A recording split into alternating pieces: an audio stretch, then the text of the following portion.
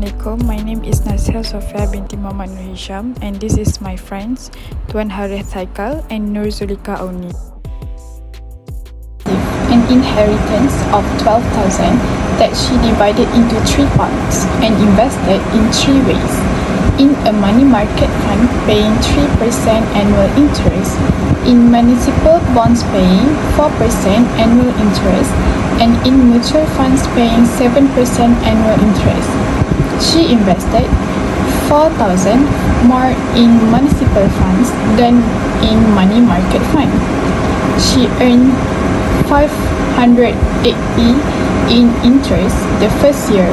How much did Amira invest in each type of fund? This question, we have 2 objectives.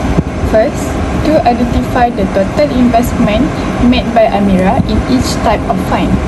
2, to solve the problem by using Cramer's rule method. Methodology. The method that can be used to solve this problem is Cramer's rule. This method is a determinant-based approach used to solve system of linear equation, especially when the number of equations equals the number of unknowns and the determinant of the coefficient matrix is non-zero.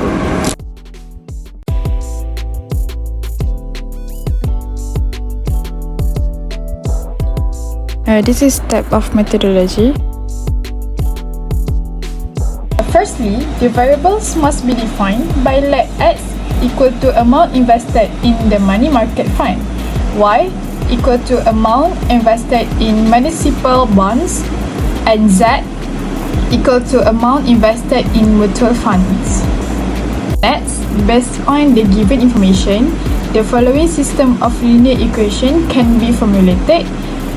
X plus Y plus Z equal to 12,000. Y minus X equal to 4,000, 0.03X plus 0.04Y plus 0.07Z equal to 580. This is the step of Cramer's rule method. Therefore, X, Y, and Z. This is the result of the using Cramer's rule.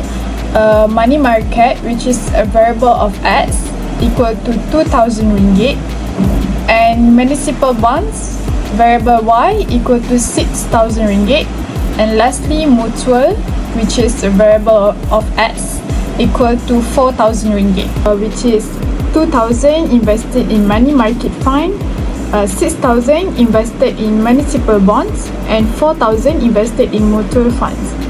The approach taken to solve this problem involves several key steps.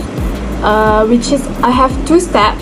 First, formulating the system of equation, translate the financial scenario into a system of linear equation was crucial.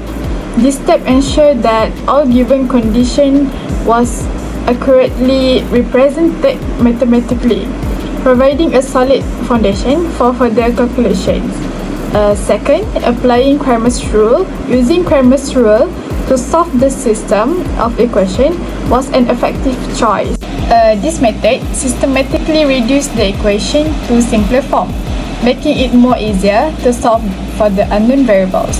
The elimination of the micro points early in the process simplified the calculation and minimized potential error. Jamal invested 36,000 ringgit in 3 accounts. The first account is fixed deposit, earning 3% annually. Second account is mutual funds, earning 4%, and last stocks, earning 5% annually. He invested twice as much in mutual funds as in fixed deposit, and 9,000 ringgit more in stocks than in mutual funds. He earned 1,584 ringgit interest in the first year. So how much did he invest in each account? So for this question, we have 2 objectives. The first one is to identify the total investment made by Jamal in each account, and second, to solve the problem by using Gaussian elimination method. Methodology. The method that can be used to solve this problem is Gaussian elimination method. This method is a systematic procedure used to solve systems of linear equations. It involves performing a series of row operations on the augmented matrix of the system to transform it into row echelon form, or we call it REF. These row operations include: first, interchanging rows to rows; second, multiplying a row with a non-zero constant; third, adding a row that is multiplied with a non-zero constant to another row.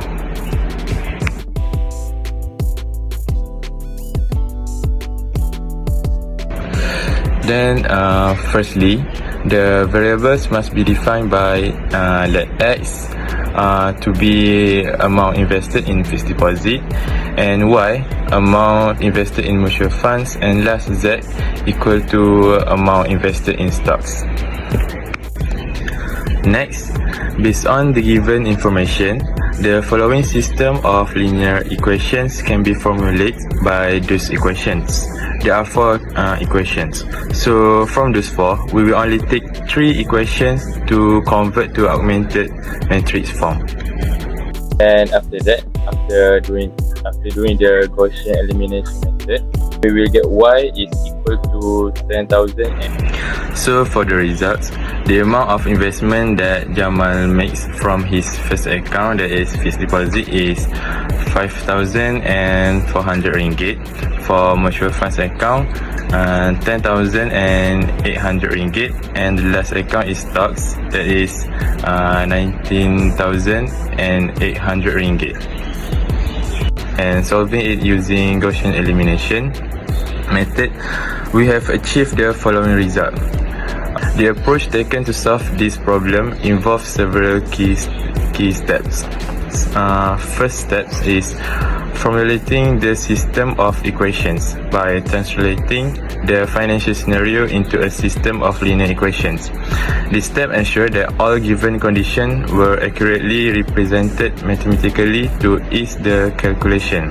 Second, applying Gaussian elimination method. By using Gaussian elimination method to solve the system of equations was a good choice, but a little long calculation. This method systematically reduced the equations to simpler forms and making it more easier to solve for the unknown variables. For question 3, a movie theater has 300 seats, all filled. Ticket price are 5 ringgit for children, 8 ringgit for students, and 12 ringgit for adults. There are twice as many adults as students. If total ticket sales were 2,520 ringgit, how many children, students, and adults attended? For the objective for this question, the objective is to identify how many children, students, and adults attended. Second, to solve the problem by using inverse matrix method. Methodology. The method that can be used to solve this problem is inverse matrix method. This method is a technique used to solve a system of linear equations written in matrix form as AX equal to B, where A is the coefficient matrix, X is the column matrix of variables, and B is the constant matrix.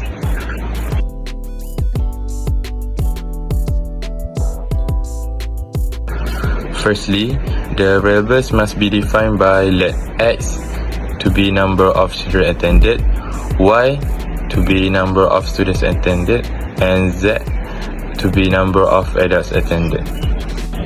Next, based on the given information, the following system of linear equations can be formulated: X plus Y plus Z equal to 300, 5X plus 8Y plus 12Z equal to 2,520, negative 2Y plus Z equal to 0.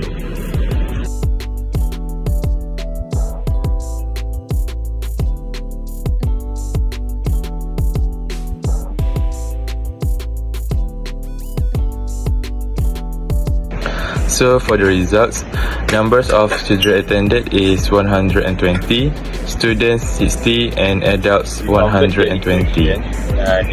By translating the problem into a system of linear equations and solving it using inverse matrix method, we have achieved the following result. The approach taken to solve this problem involves several key steps. First, formulating the system of equations. By translating the financial scenario into a system of linear equations, this step ensured that all given conditions were accurately represented mathematically to ease the calculation. Second, applying inverse matrix method. Using inverse matrix method to solve the system of equations was a good choice, but a little complicated calculation. This method systematically reduced the equation to simpler forms, making it more easier to solve for the unknown variables. Next, I will be presenting question 4. In this question, we are given a real-life scenario involving a juice company wants to create 300 liters of juice that is 38% apple juice by mixing 20%, 40% and 60% apple juice solution. The company used twice as much 20% solution as 16% solution. So how many liters of each should they use? The objective of this case study is to determine the volume in liters of each juice solution required to form a 300-liter mixture with 38% apple content. We will use this using a system of linear equation and apply the Gauss-Jordan elimination. Next is methodology. The method that can be used to solve this problem is Gauss-Jordan elimination. This method is a systematic procedure used to solve system of linear equation by transforming the augmented matrix of the system into reduced row echelon form (RREF). Gauss-Jordan elimination continues row operation until each variable's coefficient is isolated and all other entries in its column are zero. Now, let's move on to the methodology we use to solve this juice mixture problem. Step 1, we have to let. So X be the amount in liters of 20% solution, Y be the amount of 40% solution, and Z be the amount of 60% solution. Step 2, we have to produce linear equation from the problem statement. So X plus Y plus Z is equal to 300. 0.2x plus 0.4y plus 0.6x equals to 140. X equals to 2z. Step 3, we then convert these three equations into an augmented matrix. Step 4, we will solve the equation by using Gauss-Jordan elimination method. We have now obtained the matrix in reduced row echelon form or RREF using the Gauss-Jordan elimination method. So we have achieved the following result, which is 60 liters of 20% apple juice solution, 210 liters of 40% apple juice solution, and 30 liters of 60% apple juice solution. Then, the approach taken to solve this problem involved several key steps. First, formulating the system of equation. The first step was to accurately represent the scenario using a system of three equations based on the total volume, concentration of apple juice, and the specific condition relating the 20% and 60% solution. This formulation ensured that all constraints were correctly translated into mathematical expressions. By applying Gauss-Jordan elimination, the system of equation was written in augmented matrix form and systematically reduced to reduced row echelon form RREF using row operation. This method allows us to isolate each variable and obtain exact values efficiently. Additionally, by eliminating decimals early in the process and performing clear structure steps, we reduce the possibility of calculation error. Overall, the solution fulfilled given requirement.